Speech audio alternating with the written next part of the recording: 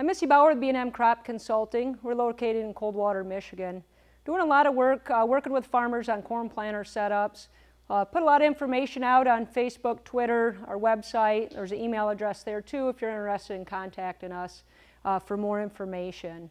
But one of the things that we still see as an issue out in cornfields today is just trying to strive toward this uniformity. Plant-to-plant spacing, uniformity of ear size, uniformity germination. So every plant should be a photocopy out there. Everyone should look the same. Every ear size should be the same. But the reality in the fields we go on and fields we're walking, we're still seeing that as a major issue. And it's really preventing us from obtaining these higher level yields. So if you want to improve your yields out in the fields, we need to focus on corn planter setup and start here with the planter setup. We put together a series, what we call From the Hitch Pin to the Closing Wheels, and really understanding how to properly set up your planter.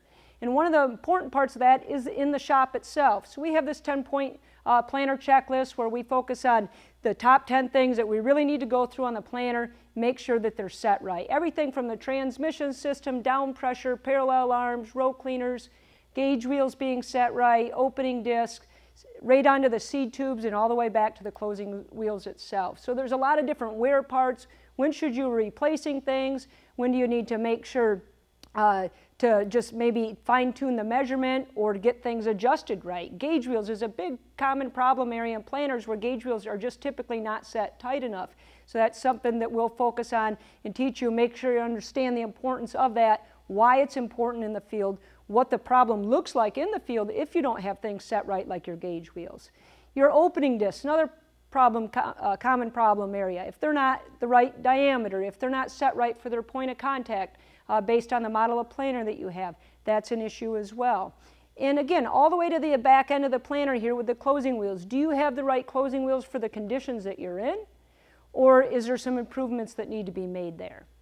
So we focus in on a lot of these different things, also on really teaching you and training you what's going on in your fields. If you can walk your fields and identify where some of the yield gaps are when it comes to uniformity and plant-to-plant spacings, we can teach you where to focus on that corn planter to have it set up and do a better job as you move forward. So again, the ultimate goal, trying to improve uniformity out in the field to be able to increase yields. That is done through understanding what's going on in the field and what we call knowing a good stand. It goes back to this planter setup here in the shop and making sure your planter is set up properly before you even go to the field. And then there's another whole aspect of just these in-field settings. We got to make sure when we do go to the field, are we at the right planting depth? Are we at the right speed? Is my planter running level? And all the things are important to set in the field as well.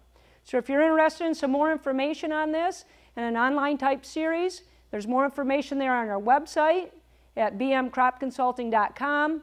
You can again follow us on social media as well, and email address there for more specific questions and follow-up.